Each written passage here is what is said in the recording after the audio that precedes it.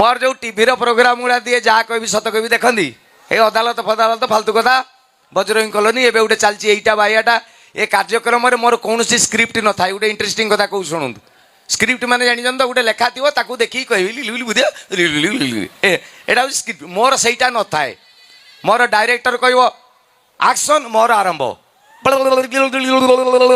Episode शेष लोक भावती सब पप्पू एत कथा कहूँ पप्पूटा बहुत ज्ञानी एक्चुअली मुझ मिछ कथा कहबी कला जगह ये मु ज्ञानी नुह ओडिशा रे 1.5 लाख टाउटर जो दिन मरचंदी मोर 21 से दिन आज पर्यंत राणो भाई मु कॉमेडी करना कि आम लाइफ स्टाइल टा एते खराब हो गला आम कथा गुड़ा आमको कॉमेडी लगुच गोटे उदाहरण आपड़ बेले बेले देखिथे आपंकर रास्ता घाट कौटी गोटे फांका पाचेरी पाइने किए गोटे लिखिदे नवेम्बर 28 भुवनेश्वर चाल देखी अक्टोबर 15 भुवनेश्वर चाल कि आमर काम धंदा नहीं आमे कहीं चलू तापर बुझ बुझ जना पड़ो केन्द्र किए गोटे बड़ मंत्री आसुव ताकू देखा देखे आमे तुमको केते भल पाऊ से सा ओडिशा जाकरू रुंडे की आनिक 3 लाख खंडे भुवनेश्वर से ठिया करदे।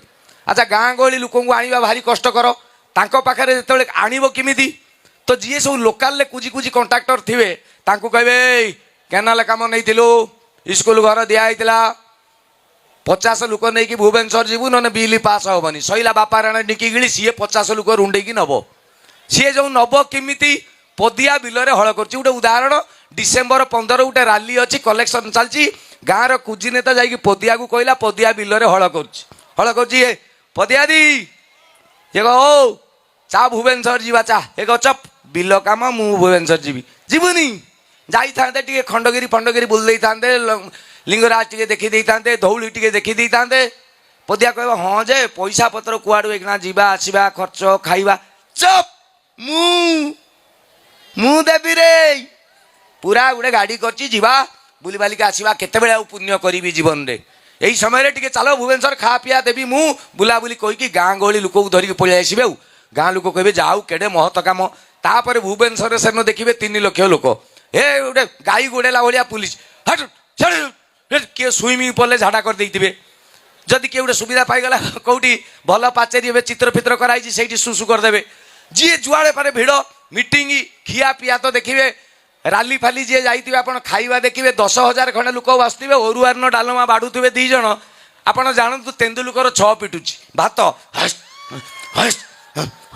ये जो पदिया बसला कहला भाई भाई भात यहाँ डालमाटा ता खली पड़गला आउ जन कह खाईदे मागेणा खाईदे इमिति है जिते मीटिंग फिटिंग सरी सारी गला 4:30-5टा बाजिला बस बाहरला गाँ को आउ पदिया कहला कि तू परा कहलु कौन लिंगराज खंडगिरी फंडगिरी देखू ना आज आउ टाइम है पलैबा आउ के आसवा आउ पदिया कहला मु जानी तू सालाटी टाउटर तो काम जमी सरीगला कौच है आज गोटे दिन आसवा रहा ओके ठीक ठाक तमें पलाओ मु मोर पैसा नहीं आई मु दिने 2 दिन रही भुवनेश्वर फास्ट टाइम आसी बुली बालिक जी आउ गाँ लोक पलि आइले पदिया भुवनेश्वर एका रही जाइए संध्या 7टा खंडे शीत लगिला कौटी रन को पचारा भाई ये घर फर कौटी अच्छी से कहला ये होटेल अच्छी प्रबल 600 टंका पाखु रूम आरंभ करके 60,000 जाए अच्छी तुम कौटा दरकार नहीं जाओ ये जाई देखला गोटे छोटिया रूम 600 टंका कहला हाँ मोर भल गाँ लोक मोर तो राति पाइबा कथा आउ 600 टंका देकी रूम भितर रहीगला बजार उपरे राति 9:30 खंडे बाजी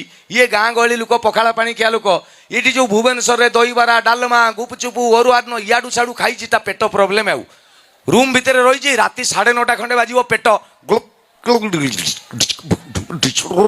इमिति है झाड़ा आउ कहला जीवी कुआड़े पदा पलैया कहीकि कबाट खोल पलिया लोग इमिति लाइट कहला हे भगवान भाई कुआड़े जाती ये सी जानी ना से रूम भितर पाइखानाटा अच्छे सी प्रथम थर अच्छा गाँ गहली लोक जो झाड़ा जी से खाइबेनि से शुवा जगह भुवनेश्वरिया लोक सी जानी ना कौ कबाटा कौटी कांथटा ठेलदेने बाहर एका कलर सी गोटे जाऊ हो पृथ्वीर कौन कर सब जिनस को अटके हम झाड़ा को नुह तेणु कौन कर जो डेली खबर कागज कौन आसूला ताकू रखिकी तारी उपरे कामटा सारदेला आउ सारदे गोटे एमती पुड़िया मोड़देला गोटे जमी गोटे कौन गोटे पुड़िया दर्शक को फिंगती सेमती पुड़ीदेला कहला जाऊ कम सरीगला जे मालटा को करिया कौन फिंगिदेवी जे कुआड़े हे स्काई लाइट कणा देखीदेला उपरे कणा अच्छे आउ कहला पटे फिंगिदेवी पदार जुआड़े पड़ुची जाऊ गला हे भगवान बल दियो प्रभु कहला मारिदेला ता बेला खराब ठीक स्काई लाइट पटे मालटा गला किंतु बेला यार अति खराब ସେଠି ଗୋଟେ ଭେଣ୍ଟିଲେସନ ଫ୍ୟାନ୍ ଲାଗିଛି। ଆଉ ଇଏ ଯେଉଁ ମାଲଟା ବାଜିଛି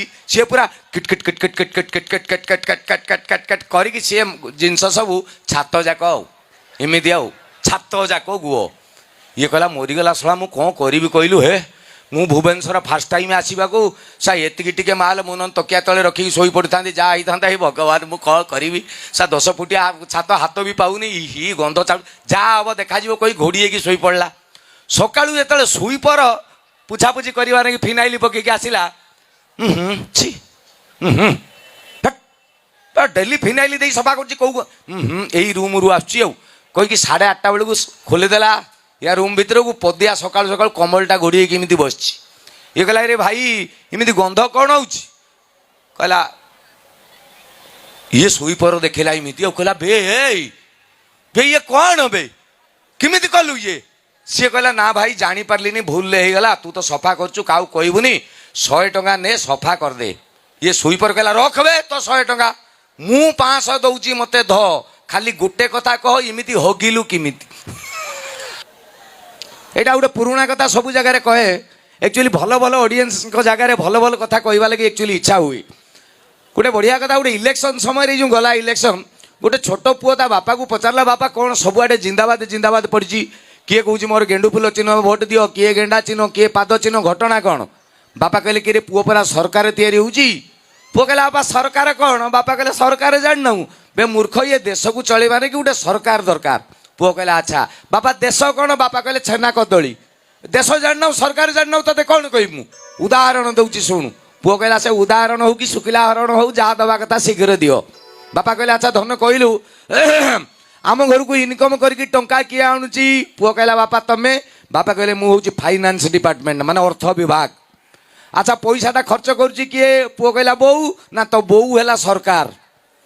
ଆଚ୍ଛା ଆମ ଘରେ ଦରମା କାହାକୁ ଦଉଛେ ପଇସା? ପୁଅ କହିଲା ଆମ ଘରେ ଯେଉଁ କାମବାଲି କାମ କରୁଛି, ନା ସିଏ ହେଲା କର୍ମଚାରୀ। ପୁଅ କହିଲା ବଢ଼ିଆ ଆଉ ତମେ ଟଙ୍କାଟା ନେଇ ଆଇଲ ଫାଇନାନ୍ସ ଡିପାର୍ଟମେଣ୍ଟ, ବୋଉ ଖର୍ଚ୍ଚ କରିଦେଲା ସରକାର, ଚାକରାଣୀ ନେଇଗଲା ସିଏ କର୍ମଚାରୀ, ମୁଁ ଶଳା ଟିକ ନାଥିଆ, ମୁଁ କ'ଣ ଏ ଘରେ କେହି ନୁହେଁ। ବାପା କହିଲେ ଭାଇ ରାଗୁଛୁ କାହିଁକି? ଏ ଯେଉଁ ଫାଇନାନ୍ସ ଡିପାର୍ଟମେଣ୍ଟ ଆଣୁଛି, ସରକାର ଖର୍ଚ୍ଚ କରୁଛନ୍ତି, କର୍ମଚାରୀ ନେଉଛନ୍ତି କାହା ପାଇଁ? ସବୁ ତୋରି ପାଇଁ, ତେଣୁ ତୁ ହେଉଛୁ ଜନତା। ପୁଅ କହିଲା ମାଇଣ୍ଡ ବ୍ଲୋଇଂ। ବାପା ମୋ ସାନ ଭାଇ। ବାପା କହିଲେ ତୋ ସାନ ଭାଇ ହେଉଛି ଦେଶର ଭବିଷ୍ୟତ। ବୁଝିଗଲା ପୁଅ। ଆଉ ତା ପରଦିନ ସେଇଦିନ ରାତି 12:30 ଗୋଟେ ଖଣ୍ଡେ ବେଳେ ଦି ଭାଇ ତାଙ୍କ ରୁମ୍ରେ ଶୋଇଛନ୍ତି। ବଡ଼ଟା ଯିଏ ବୁଝିଥିଲା ଆଉ ସାନଟା, ସେ ବଡ଼ଟା କ'ଣ ଗୋଟେ ଭୂତ ସପନ ଦେଖି ଚମକି ପଡ଼ିଲା। ଆଉ ବାପା ଲୋ କହିକି ଗଲା, ଦେଖିଲା ବାପା ବୋଉ ରୁମ୍ରେ, ବୋଉ ଏକିଟିଆ ଶୋଇଛି, ବାପା ନାହିଁ। ମନ ଦୁଃଖରେ ଫେରିକି ଆସୁଛି, ଦେଖିଲା ଚାକରାଣୀ ଯେଉଁ ଘରେ ରହେ ସେଇ ଘରୁ ଫୁସୁରୁ ଫାସୁରୁ ଶୁଭୁଛି। ପୁଅ ବୁଝିଗଲା ଆଉ ବାପା ସେଟିଂ। ଆଉ ଆସିକି ଦେଖିଲା ସାନ ଭାଇଟା ଅନ୍ଧାରରେ ଶୋଇଛି।